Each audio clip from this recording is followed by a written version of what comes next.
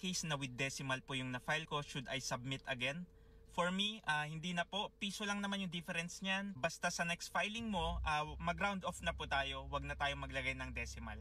Another question, what if po sa second quarter ko, sobra yung income ko at sobra ng 100 pesos yung tax na binayaran ko? Dalawang option po. Number 1, i-amend mo, i-correct mo yung filing mo, tapos magkakaroon ka ng tax credits or overpayment na 100 pesos. Or option 2, yung recommendation ko sa ganyang case, 100 pesos yung sobra.